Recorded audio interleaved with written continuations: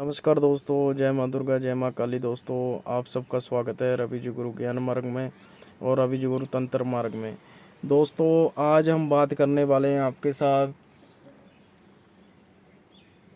साधना के ऊपर। जो मैंने कल वीडियो डाली थी, परसों डाली थी, अपना पीर फ़कीरों पर, कि अगर कोई पीर फ़कीरों की साधना करना चाहता है तो वो ज़रूर हमसे कांटेक्ट करें, क्योंकि हम जो साधनाएं सिखाते हैं वो करते हैं। हम हर तरह की साधना विद्या हासिल करके बैठे हुए हैं। और जैसे कोई व्यक्ति होता है कि किसी को पीर फ़कीरों की साधना करना बहुत अच्छा लगता है, पूजा करनी बहुत अच्छी लगती है, और कोई व्यक्ति होता है जिन्हें नहीं अच्छी लगती।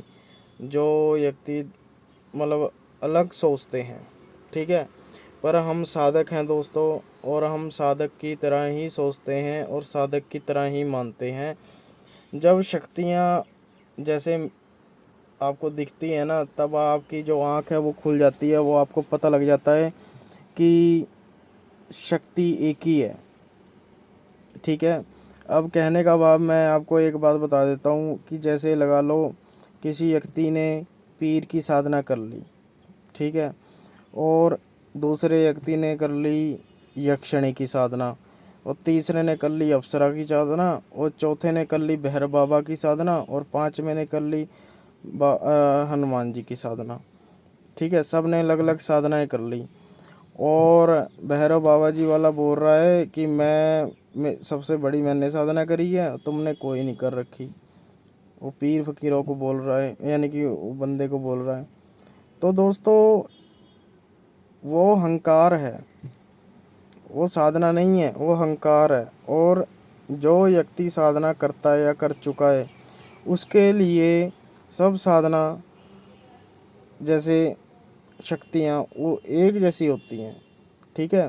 अब लगा लो कोई व्यक्ति ज़्यादा, यानी कि ज़्यादा उस ताम झाम में नहीं पढ़ना चाहता, ज़्यादा अपना लगा लो साधना में विद्या हासिल करने में ज़्यादा परहेज नहीं करना चाहता, और घर अपनी गृहस्थी चलाना चाहता है, अपने परिवार के साथ रहना चाहता है, ठीक है, बातें करना चाहता है, तो वो पीर फ़कीरों की साधना कर सकता है। वो यक्षिणी की साधना कर सकता है, वो अप्सरा की साधना कर सकता है, ठीक है। क्योंकि जो हनुमान जी की साधना है और भैरव जी की साधना है, वो एकांतवास में ही होती है और परिवार से अलग होकर के होती है। क्योंकि इतनी पावरफुल साधनाएं हैं, अगर आपसे कोई गलती भी हो जाए तो आपको भुगतना यहीं पड़ जाएगा दोस्तों। और जो पीर फकीरों की साधना है वो आपको सौम्य साधना है, यानी कि कहने का भाव ये है, बिल्कुल ही शांत साधना है। और आपका जो मन है, तन है, वो ऐसा कर देंगी कि आप कभी भी किसी को गाली तक नहीं दे पाओगे, किसी की निंदा नहीं कर पाओगे। हमारे लगा लो कई पीर ऐसे हैं जो अपना पूजा पद्धति से चलते हैं, ठीक है। और सबसे बड़ी बात ये है, जैसे लगा लो आपने पीर बाबा की साधना कर ली 41 दिन की, ठीक है। आपने करना क्या है, एक माला लेनी है वाइट या एक ग्रीन माला लेनी है, और ये माला लेकर के आपने अगरबत्ती लगानी है घर में, 5 अगरबत्ती, ठीक है। और कमरे में बैठ जाना है, और पीर बाबा जी का नाम जप करना है आपने 41 दिन। और जब 41 दिन हो जाएंगे, तब आपके सामने लगा लो बाबा जी आएंगे, पीर बाबा जी, और आपसे ही पूछेंगे, तुमने मुझे याद कैसे किया, क्या तुम्हारा कारण है मुझे याद करने का, बताओ। तो आप उनसे बोल सकते हो कि मेरे को ये दिक्कत है, मेरे घर में ये दिक्कत है, परेशानी है, या मुझे काल भैरव जी की साधना करनी है, या मुझे दर्शन करने कोई भी भगवान के, किसी प्रकार की मुझे विद्या हासिल करनी है, जो भी है आप पूछ सकते हो। वो आपको सब कुछ बताएंगे। ये नहीं है कि लगा लो पीर बाबा सिर्फ मुसलमानों को ही बताएंगे, दूसरों को नहीं बताएंगे। या फिर ये नहीं है कि अप्सरा यक्षिणी की साधना सिर्फ हिंदू ही कर सकते हैं, कोई भी कर सकता है। बस ध्यान ये होता है कि वो बंदा सात्विक रहना चाहिए। और पीर बाबा की साधना में ये नहीं है कि अगर आप 41 दिन की साधना कर रहे हो आप मीट भी खा रहे हो, ये नहीं चलता। जब आप हलाल का खा रहे हो, झटके का खा रहे हो, कोई ये नहीं चलता। पीर बाबा की जो साधना होती है वो बिल्कुल ही सात्विक तरीके से होती है। अगर कोई भी लगा लो मुसलमान, हिंदू, कोई भी ये सोचता हो कि नहीं पीर बाबा की साधना तो हम मीट भी खा सकते हैं, कोई दिक्कत नहीं है, ऐसा कुछ नहीं है दोस्तों। बिल्कुल ही सौम्य साधना होती है। और यहाँ तक कि कभी भी पीर बाबा ने मीट वगैरह नहीं खाया, वो केवल दूध पीते थे, केवल सात्विक रहते थे और भगवान का नाम लेते थे, अल्लाह का नाम लेते थे, भगवान का नाम लेते थे। तो कहने का भाव ये है कि सात्विक तरीके से ही साधना होती है। ये मत सोचना कि गुरुजी बता रहे हैं तो इसके अंदर मीट चिकन भी खा सकते हैं, नहीं दोस्तों। पीर बाबा जी की जो साधना होती है वो बिल्कुल ही सात्विक तरीके से होती है। और दूसरी बात ये है, अगर किसी पे जिन लगाओ, जिन्नात लगाओ, या कई ऐसे पीर होते जो बने हुए होते हैं, जिनको होते जिन्नात है वो, पर उनको पीर बनाया होता है। लगा लो एक आपका मोहल्ला है, मोहल्ले के अंदर कोई जिन्नात रहता होगा, जिन रहता होगा किसी घर में, उसने उसको पीर बना दिया, सैयद बना दिया, कुछ बना दिया। तो वो क्या करता है, उसको ला लो किसी के ऊपर छोड़ दिया, तो बुरे में छोड़ दिया, तो वो ला लो अपना मीट खाने लग गया बंदा। तो उनको उतारने के लिए पीर की जो सौम्य साधना है, ये जो पीर बाबा हैं ये जिन्नातों को ऐसे भगा देते हैं जैसे कि हवा धूल को उड़ा देती है, ठीक है। और अगर आप साधना करोगे पीर बाबा जी की 41 दिन की, तो आप लगा लो भूत प्रेत जिन्नात इनसे छुटकारा पा सकते हो। और सबसे बड़ी बात ये है कि पीर बाबा जी की साधना इसके लिए की जाती है क्योंकि दूसरे व्यक्ति के मन की बातें जानना, और दूसरा व्यक्ति कहाँ से आया है वो जानना। और तीसरा, हम कोई भी देश में हों, कहीं भी बैठे हों, जब अब अगर हम पीर बाबा जी की साधना कर चुके हैं 41 दिन की, तो उसके बाद हम अपने देश के अंदर कोने में अगर कोई इंसान, किसी का भाई कहीं गुम हो चुका है, या किसी के गहने चोरी हो गए हैं, या किसी के बारे में जानना है कि कोई धोखा तो नहीं देगा, कहाँ से आया है, क्या है, तो वो पीर बाबा से जान सकता है दोस्तों। यहाँ तक भी वो व्यक्ति बैठा बैठा 7 समुंदर पार की बातें भी जान सकता है। कहने का भाव ये है, अगर लगा लो व्यक्ति इंडिया में बैठा है और इंडिया से कनाडा से फ़ोन आ गया उस व्यक्ति को कि भाई मेरी बुआ है वो कनाडा में है, बहुत बीमार रहती है, क्या चक्कर है वो बताओ, तो आप वो भी बता सकते हो। पर उसके लिए 41 दिन, हर साल 41 दिन की सेवा लगानी पड़ेगी आपको।